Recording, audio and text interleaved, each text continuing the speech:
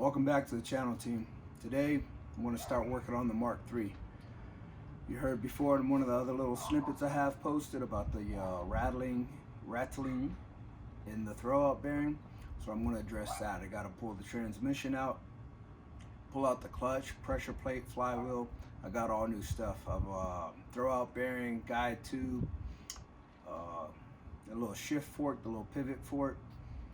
I've already replaced the master cylinder, the clutch slave cylinder, all that good stuff. All the hydraulic system's been replaced, hoping that I didn't have to get to the internals. So moving forward with this one, we're gonna knock out that clutch, the transmission, pull out that fun part, and then while I'm there, since I have it apart, the goal is to go ahead and knock out some timing changes as well. I bought the kit, I've had the part sitting for a while now. Now I've got some time to try to get to it. So I got a little pop-up tent from Wally World, from Walmart. A little quick jack setup. Got this bad boy ready to go. I'm gonna start knocking out the stuff, the easy stuff from up top. All right, what we're gonna end up doing up top, probably gonna get a glare. I gotta take the battery out, the battery tray, disconnect the shift linkage, all that fun stuff down in there, the speedometer, the speedo cable, the sensor, all that stuff. Try to pin it up out of the way, and then I'll move. Once I get all that done, might take out a couple of the bolts from the transmission housing already, but then I'll move down underneath and start knocking out, taking out the axles. And right down in there, you'll see there's one bolt right there. That's part of the rear transmission bracket. There's 2 or 3 bolts, I can't remember, that mount to the actual trans. I want to take that off, make it easier to slide out from the side.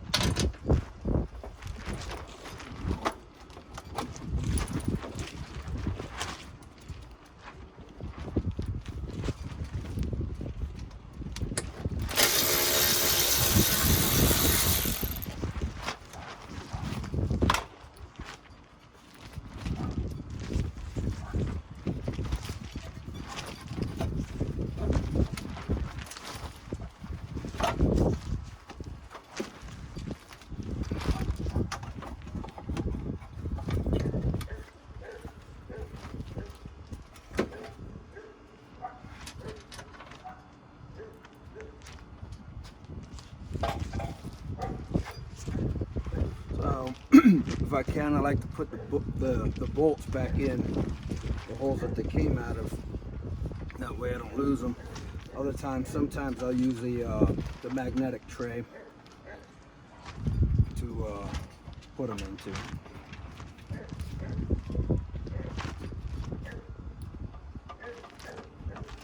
So I disconnected the power steering reservoir, and then I took the battery tray out. So battery tray's out. One of the cables for the shifter, other cable for the shifter. There's 2 13 mils down there that I need to pull out. Slide that out of the way, kind of pin it up here along with the shift cables. Might end up taking the bracket off that holds it. There's 3 13s back there, that way it's already out. So when I go to get the trans, better look at the bolts. 1, 2, and then there's another one right back there. Sorry, it's a good view. Those 3 right there. So what I've done so far, I've only taken the starter out. Bolt here, bolt there. I've disconnected the power lead. There's another wire, the little trigger wire. And another wire up top. That's attached to the top of the starter. So I've taken that bolt out. You can see there's a bolt right there that goes through the mount. I'll be taking that one off. And what I've done, kind of help, little diagram. That's where the bolts come off. That's where I put them on so I don't mess them up. Put that one through the water jacket. Hopefully I didn't already do that when I did this motor swap. Moving on to taking the axles off, or at least these bolts. Now what I did, I took brake clean, sprayed them all in all those bolts, because what you don't want to happen is that triple square.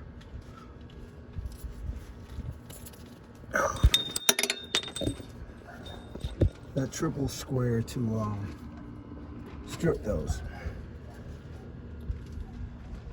Triple square, it's an 8mm triple square. The thing too, I'm gonna put it in, make sure it's nice and tight, tap it a little bit so that make sure it's seated. I'm gonna use hand tools on this so I don't strip it out. I stripped one of these out doing the swap in here a couple years ago and had to ask a buddy. Luckily he had a handful laying around from all the other things he's done. Was able to get it replaced.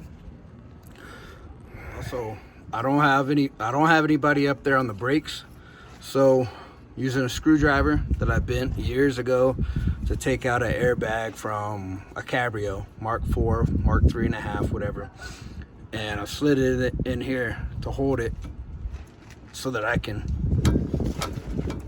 break these free.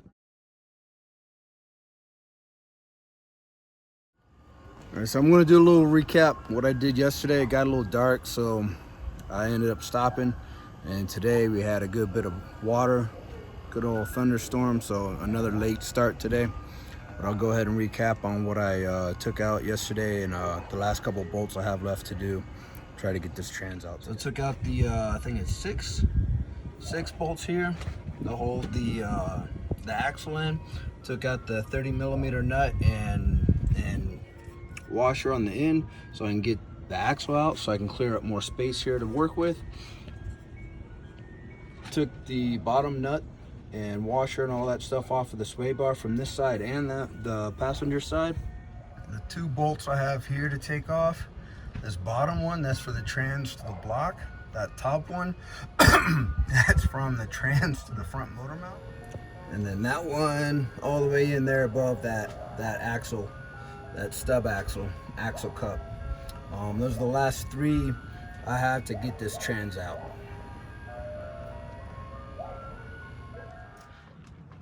Oh, finally got it out. Yeah, what a pain in the butt. I tell you what, man.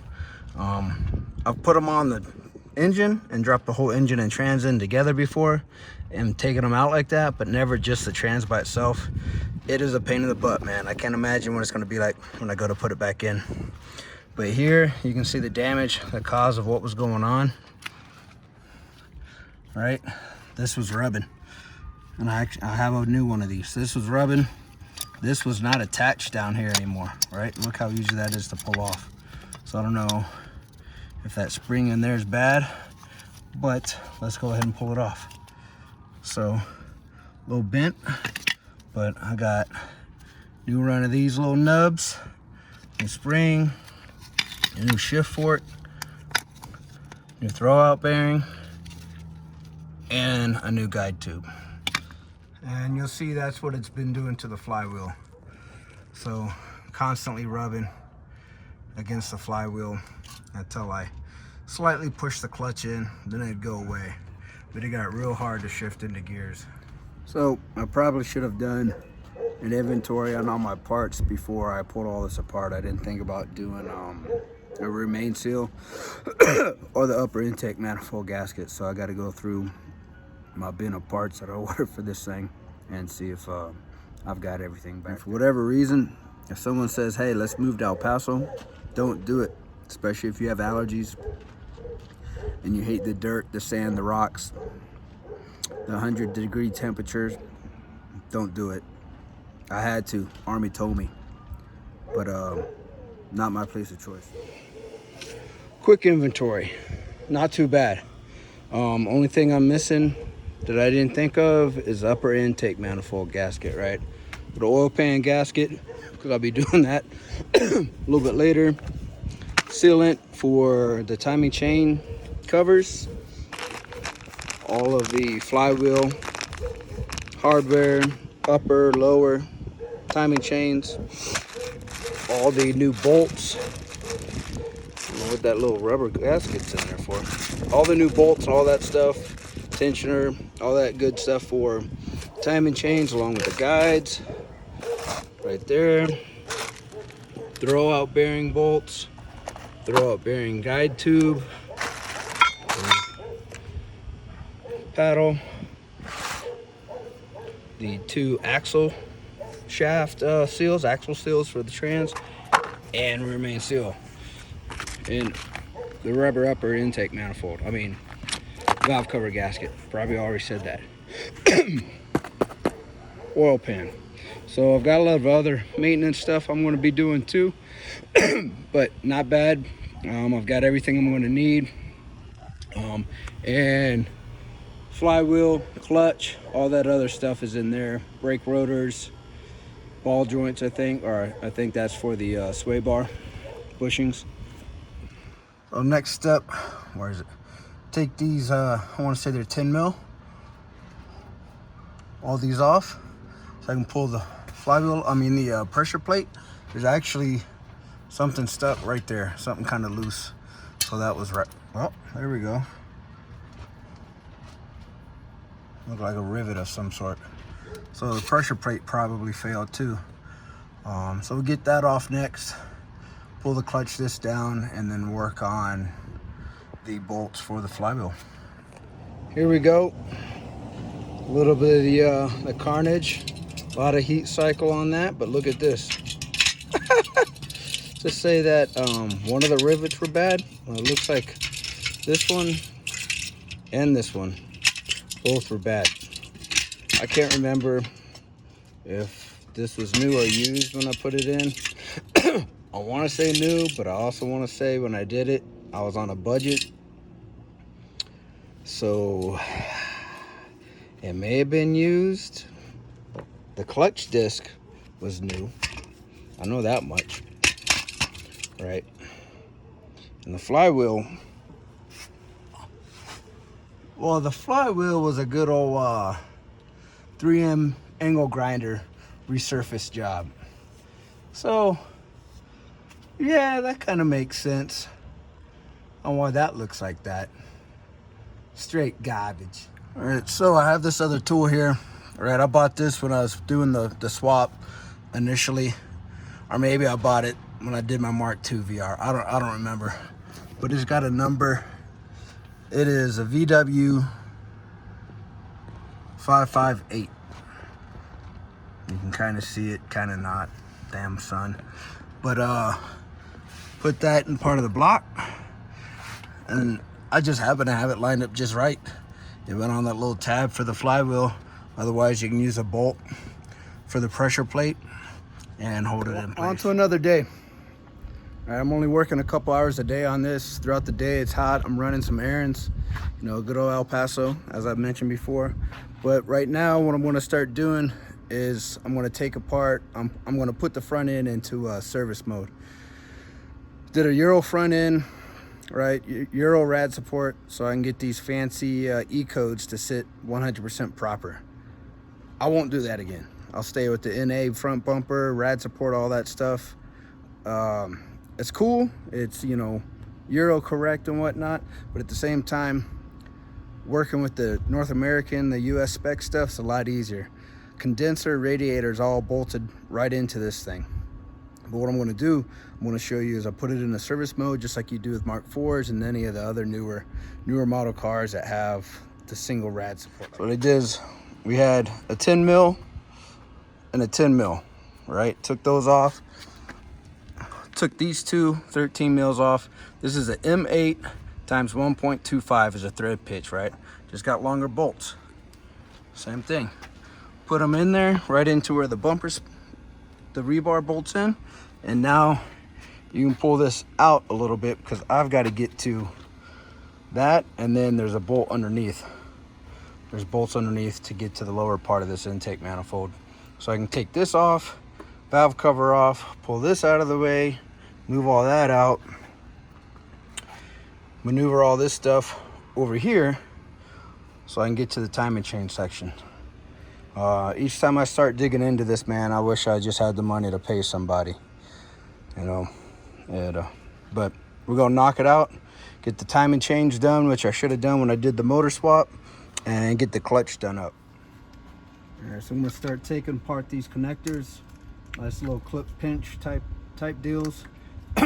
Got the old Mk3 style wires on them. Still left the numbers on for the cylinders as to what goes what. Coil pack is numbered as well. I got dielectric grease on them. Helps slide on and off a little bit easier and gives a little bit of a better contact. You still got to be kind of gentle with them so you don't crack the coil pack. You can find them cheaper now. You buy a direct OEM, and I think it's still like $200-300, but you can find some other brands now, $100, $200. I don't know how well they last. So I got that disconnected. I'm missing 2 of the bolts for the coil pack. I only got 2, so I got them catty corner. Go ahead and get that off.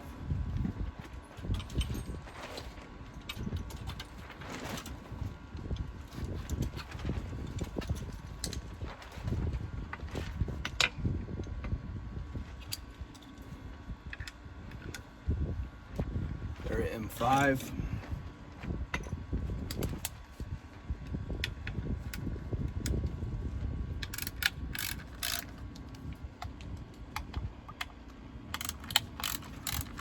Tell you what though, this little pop-up definitely helps with some shade, man. If you did the same thing when I did the motor swap in San Antonio, had the donor car underneath a pop-up, except San Antonio, man, you got triple digits and the humidity's like 80-90%. The good thing with El Paso is you got, you know, triple digits, high 90s, but it's dry. So you can spend a little bit more time out. You know, you might be able to get a little bit more accustomed to it. But either way, it gets hot. So right now, I can see a good bit. As the sun sets, the glare is gonna come in, set up a little bit of a headache for me to be able to see some things I'm working on just due to the glare. So coil pack is out.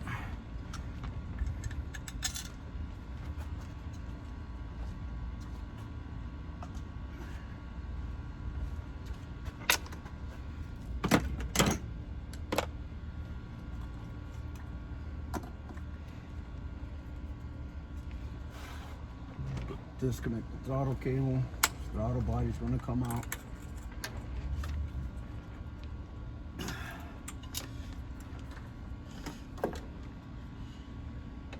All right, now let's see what other step. Move to pushing coolant pump out. These nice little brackets. Cannon plug, just twists and pulls out. Be careful if you haven't replaced this, and it's OEM. It's pretty brittle.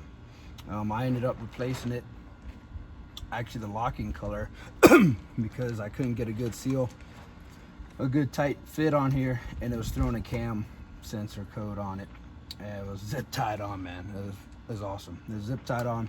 So I bought one from Eurowise, popped off the little lock collar. It was like $50 or so, just to be able to put it on without repinning the whole thing. They'll sell the whole clamp together at the same time.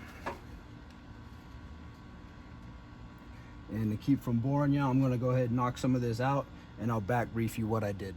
Right, so what I've done, even putting this in service mode didn't give me enough room. So what I ended up doing was jacking the motor up more. I got 2 jacks under there to help support it now, just to double check.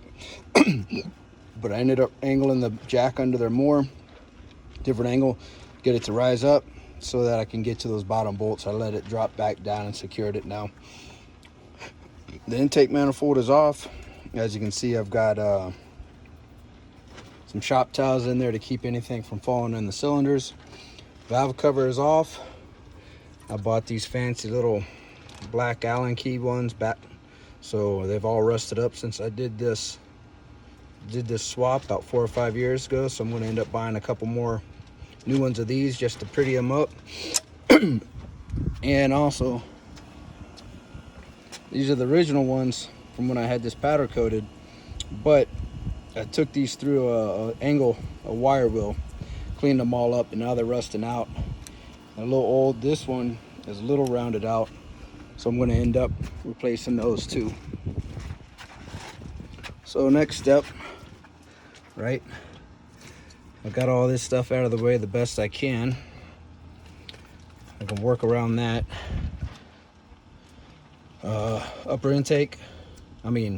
Upper timing chain cover, lower timing chain cover, right?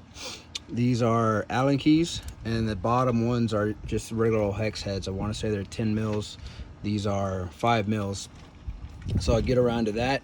What I'm going to do first, pull out my Bentley, double check how I got to do, make sure I set the timing right first, get all my marks lined up, get this to top dead center so all my timing is correct before I pull this all apart. So here's how it's sitting right now. All right, we just move it along. Earlier I said part of this I'm a little timid. Well, not timid, but just dreading to do this job, right? Because part of it is how much work it's taken. Part of it is how much work it's taken, and I'm doing it outside in a pop-up tent, which is really not too bad. There's people working in worse conditions. I'm kind of grateful for what I have right now. Much rather be in my garage with my split AC already installed. But as I start going on into this project, I start to realize why I'm doing it. Part of it is I don't have the money to pay somebody. 2, I do enjoy doing it once I start doing it, but dreading having to do it. Does that make sense? A lot of people probably have that same thought. Just so much work to do, you get overwhelmed. Well, how do you eat an elephant, right? The saying is, how do you eat an elephant, right? One bite at a time. So I'm just doing this little snippet at a time, little bit, trying to get it done before I got to go back to work in another week.